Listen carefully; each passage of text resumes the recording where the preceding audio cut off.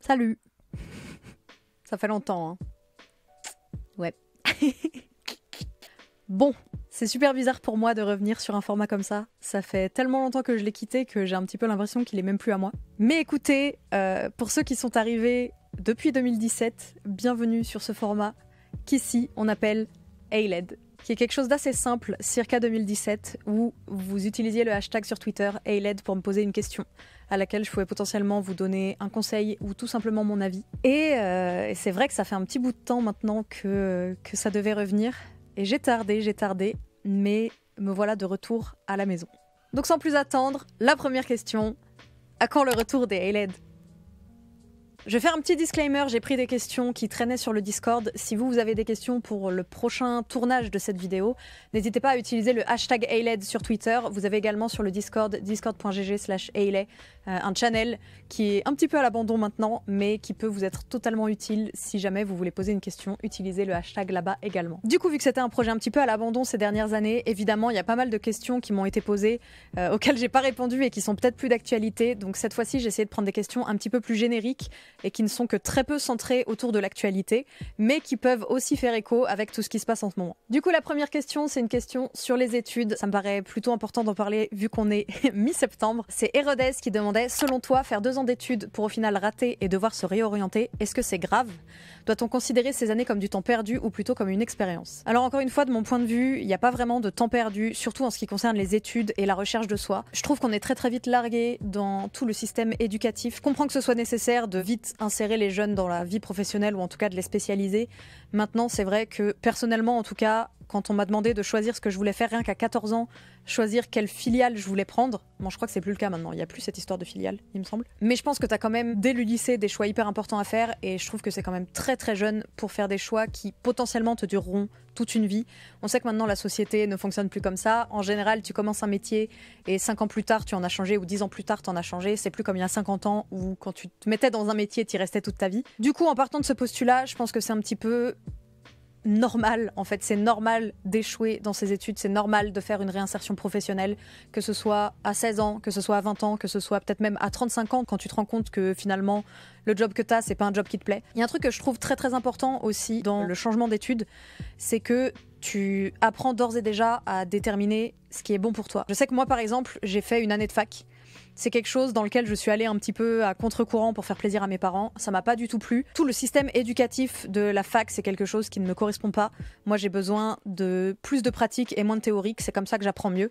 Et du coup, ça m'a permis plus tard de me rediriger vers un BTS en alternance, qui est du coup beaucoup plus professionnalisant et qui était beaucoup plus adapté à mes facultés d'apprentissage. Donc je pense que c'est hyper important justement de se tromper pour mieux réussir derrière, et c'est quelque chose qu'on voit et qu'on diabolise un petit peu, alors que finalement ça ne peut être que de l'apprentissage. Alors attention, c'est pas valide dans tout, mais je trouve qu'en tout cas dans le système scolaire et éducatif, les échecs, t'en apprends beaucoup. Et si on réfléchit bien, il vaut mieux faire 2 années de fac et se tromper et bifurquer à ce moment-là que continuer, faire un master et se rendre compte à la fin qu'on trouve pas de job ou que ça nous plaît pas et devoir recommencer à zéro. Si vous sentez que la voie dans laquelle vous êtes, c'est quelque chose qui vous plaît pas et que vous connaissez une autre voie qui vous plairait mieux et qui est réaliste dans le monde actuel, foncez.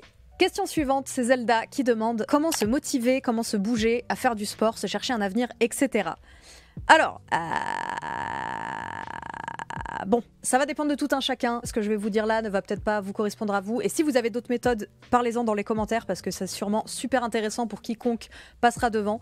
La méthode que moi j'utilise pour me motiver, c'est que j'essaye de me faire une liste réaliste. Par exemple, si je veux perdre du poids, je vais pas me dire je vais avoir perdu 30 kilos à la fin de la semaine parce que ce n'est pas possible, ce n'est pas réalisable. Même si je ne mange pas, ça ne se fait pas, c'est pas sain, enfin c'est juste impossible. Donc forcément, si tu te mets un objectif qui n'est pas atteignable, bah tu vas pas l'atteindre, ça va juste te démoraliser, tu vas te sentir mal parce que t'auras pas atteint ton objectif, ça va juste être contre-productif. Par exemple là on est le 19 septembre, j'ai très envie de répondre à tous mes mails, changer de banque, je sais pas, changer de taf, et ben je vais me dire ok, d'ici la fin septembre, je vais avoir fait tout ce qui est en mon pouvoir pour atteindre ces objectifs. Si je veux changer de taf, eh ben, je vais avoir mis à jour mon CV, je vais avoir commencé à m'inscrire sur différents sites sur lesquels je peux être référencée, je vais avoir tâté un petit peu le terrain auprès des entreprises que je connais, peut-être envoyer 2 ou 3 CV et lettres de motivation, mais au moins j'aurais avancé un petit peu chaque jour et surtout je me donne une deadline qui n'est pas complètement ahurissante. Je vais pas me dire ok demain je fais ça, parce que si tu te prévois trop de choses, tu vas te sentir crouler sous le poids des responsabilités. Il y a beaucoup de chances que tu n'avances pas du tout et tu vas culpabiliser parce que t'as rien fait. Autant te dire, voilà, je me donne 1 mois pour faire ça. De temps en temps, je fais un petit truc. Si tu veux te mettre des petits checkpoints à la semaine, tu peux en faire, ça fonctionne aussi. Mais surtout, ne pas trop se mettre la pression et garder des objectifs sains et réalistes en tête. On va partir sur du un petit peu plus léger avec une question rétrospective de ma vie qui est posée par Yezekiel qui me demande, avec tout ce qui s'est passé ces dernières semaines, mais surtout ces dernières années, que dirait la Eled il y a 5 ans en te voyant telle que tu es maintenant? Faut savoir que cette question a été posée en 2017. Donc ces dernières semaines font référence à la fin d'Eclipsia, à toute l'histoire de libération que vous avez peut-être suivie. Si vous l'avez pas suivie, eh bien... c'est pas de chance, mais c'était le bordel. Maintenant, je trouvais ça très très marrant de retomber sur cette question parce que il y a 5 ans, je rentrais tout juste d'Ashford.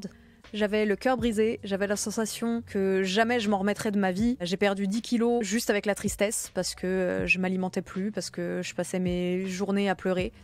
C'était un moment très pathétique dans ma vie, on va pas se mentir. Et je venais d'emménager à Lyon, donc dans une ville différente qui a été un petit peu ma ville échappatoire transitionnelle, qui a été un moment de ma vie que j'ai détesté. Je pense parce que déjà j'ai pas accroché avec la ville de Lyon et en plus avec tout ce qui se passait dans ma vie, c'était juste de très mauvais souvenirs attachés à une ville dans laquelle j'avais pas de grande accroche et pas de grande affinité. Du coup sur ces 5 années, il s'est quand même passé énormément de choses dont je suis très très reconnaissante. J'ai rejoint Eclipsia, j'ai été virée d'Eclipsia, j'ai été en procès avec Eclipsia, j'ai gagné mon procès contre Eclipsia. J'ai rejoint le stream, j'ai quitté le stream, j'ai passé 2 ans en tant que chroniqueuse le dimanche soir sur Énergie, qui est quand même une radio immense. Sur le plan personnel, il s'est passé aussi beaucoup de choses. Je pense que j'ai beaucoup grandi dans le relationnel, dans mes relations amoureuses. Et si je pense que ma vision de l'amour a pas tant changé que ça sur ces 5 dernières années, elle a beaucoup changé ces 6 derniers mois. Je suis vraiment dans une période de ma vie où je suis pas encore entièrement l'opposé de qui j'étais il y a 5 ans, mais je pense avoir gagné beaucoup de maturité sur le professionnel et sur le plan personnel.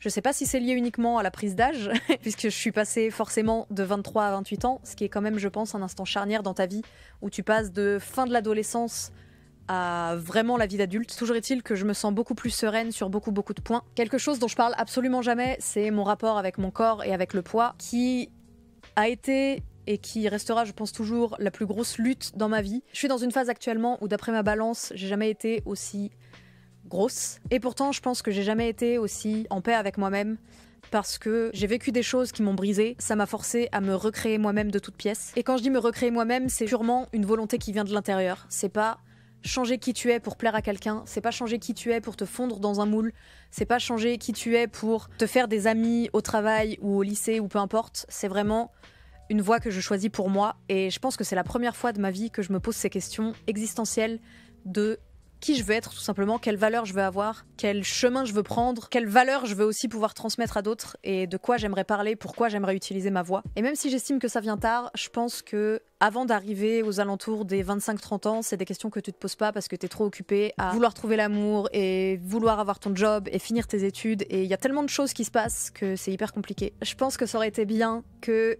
Eiled, il y a 5 ans, puisse voir 5 ans plus tard et se rendre compte qu'il y aura eu des trucs vraiment nuls, mais ça aurait quand même apporté des leçons de vie qui sont importantes et qui aideront dans le futur. Pas que je regrette pas certains trucs, hein. S'il y avait des trucs à effacer. Mais bon, je suppose que ce qui ne tue pas rend plus fort et qu'on apprend de ses erreurs. Blablablu. Du coup, maintenant, je suis super curieuse. J'aimerais bien savoir votre parcours à vous ces 5 dernières années, ce que vous auriez aimé dire à votre vous d'il y a 5 ans peut-être, ou en tout cas les choses qui se sont passées dont vous êtes fiers ces 5 dernières années. Je trouve qu'on prend pas assez le temps de se féliciter pour les petites victoires. Si vous avez des petites victoires dont vous aimeriez vous rappeler, n'hésitez pas à le faire en commentaire. Ça me fera beaucoup plaisir de lire tout ça et je pense que ça pourra donner aussi beaucoup d'espoir à ceux qui vont peut-être pas bien, de lire que les choses qu'on pense importantes dans un instant T ne sont peut-être plus importantes 1 an, 2 ans, 3 ans, 5 ans plus tard. On va finir sur une dernière question très légère et très brève de Yo-Yo qui demande quels sont mes films, livres et jeux cultes que je recommande. Alors je vais vous donner un de chaque, histoire que cette vidéo ne dure pas 1000 ans parce que ça fait déjà un petit bout de temps que je papote maintenant. Film culte, je pense que si je devais avoir un seul film à regarder et à voir en boucle, ce serait Le Prestige. Le Prestige de Christopher Nolan avec Christian Bale et Hugh Jackman, c'est pour moi Je sais pas, ça a été une révélation quand je l'ai vu, et je l'ai vu très tard par rapport à sa sortie. Mais c'est vraiment un film qui pour moi est une œuvre d'art et je vous invite vraiment, vraiment, vraiment à regarder Le Prestige. Surtout si vous comptez voir le film, si vous l'avez pas vu, si vous en avez peut-être pas entendu parler, ne faites pas de recherche sur ce film, ça risque de vous spoil certains pans de l'histoire qui sont incroyables à vivre quand on s'y attend pas. Tant visuel que sur le jeu d'acteur, que sur l'histoire, les plans de caméra, enfin c'est vraiment pour moi un chef-d'œuvre et je pense que tout le monde devrait regarder Le Prestige une fois, non, 2 fois, au moins 2 fois dans sa vie. Mon jeu culte, pour moi, ce serait le classique, qui je pense est le jeu qui a... Je sais pas si je peux le qualifier de mon jeu préféré, même si c'est mon jeu préféré. Pour moi, mon jeu culte, c'est Pokémon Argent. C'est un jeu qui est vieux maintenant, c'est la 2e génération de Pokémon. Donc peut-être que vous êtes nombreux à ne pas l'avoir fait. La moyenne d'âge de vous qui me regardez, c'est 24 à 30 ans. Donc normalement, vous avez potentiellement grandi avec. Mais sait-on jamais, la 2e génération de Pokémon, pour moi, en termes de gameplay, c'est quelque chose qui est merveilleux. La surprise qu'il y a à la fin du jeu, peut-être que ça l'était à l'époque et que ça l'est plus si vous découvrez le jeu maintenant. C'était encore tout nouveau Pokémon à l'époque, mais vraiment pour moi, il y a peu de jeux qui arrivent à la hauteur de Pokémon Argent. Surtout si vous avez fait la 1re génération de Pokémon. C'est vraiment un jeu où assez régulièrement je me dis peut-être me le refaire, alors que je le connais par cœur. J'ai passé des années et des années à y jouer, c'est sûrement le jeu sur lequel j'ai le plus d'heures de jeu. C'était un jeu qui a créé des attentes pour tous les autres jeux pour moi, et je pense que sans ce jeu-là, j'aurais pas aimé les jeux vidéo. Ce jeu, c'est trop d'amour, je l'aime trop. Je suis en train de réfléchir à un livre culte. Qu'est-ce que j'ai lu qui est culte? Ma culture littéraire s'est effondrée au moment où je me suis mise à jouer aux jeux vidéo, donc... Maintenant, mon cerveau est grillé et je sais plus lire. Hein. Attendez, je vais regarder mes livres. J'ai quoi là? Ah! Alors j'ai retrouvé certains livres cultes que j'avais adorés à l'époque mais que j'ai pas lus depuis un petit bout de temps. Alors je sais que quand on fait des études on nous force à lire des livres et qu'on a du coup pas envie de les lire et qu'on skip un petit peu tout ça pour aller voir les résumés Wikipédia. Je sais qu'on l'a tous fait. Mais il y a un livre que j'avais dû lire quand j'étais étudiante qui s'appelle Des souris et des hommes de Steinbeck. C'est Steinbeck? Attendez, je vais faire une recherche. Oh là là, c'est trop puissante. C'est un livre qui m'avait beaucoup touchée quand j'étais en cours. Je l'ai lu, je crois que je devais le lire en première, parce que j'étais en première littéraire. Et j'avais fait les résumés Wikipédia. Et en fait, en faisant mes devoirs via les résumés Wikipédia, je me suis dit, faudrait que je prenne le temps de le lire. Et je m'y suis mis au moment où j'y étais plus obligée.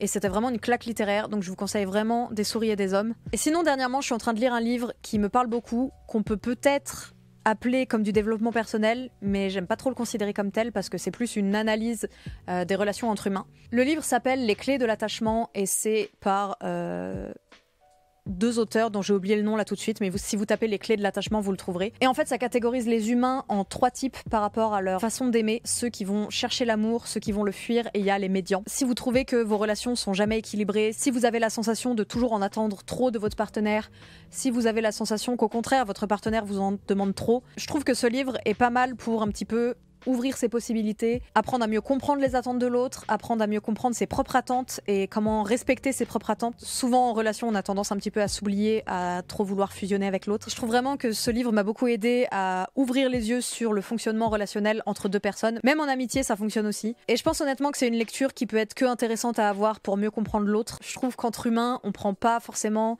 assez le temps de vraiment réussir à se comprendre. Et le moyen d'un livre, c'est très bien pour ça. Donc du coup, je conseille ce livre-là aussi, si ça peut vous intéresser. C'est ici que s'arrête cette vidéo. J'espère que ça vous aura plu. J'espère que le retour des A-LED vous fera plaisir. Je sais que c'est le format que j'ai fait qui m'a été le plus demandé. N'hésitez pas à utiliser le hashtag encore une fois. Vu que je réponds à vos questions, eh bien ce format ne peut exister que si vous posez des questions. Évidemment, prenez toujours soin de vous, faites attention à vous et à vos proches. On se retrouve toute la semaine sur Twitch, samedi prochain à 16 h. En attendant, des bisous. J'ai déjà dit prenez soin de vous, donc salut. Keep saying I'm okay, I'm okay. Telling them I'm okay, I'm okay. Even though mascara's running down my face. Really, I'm okay.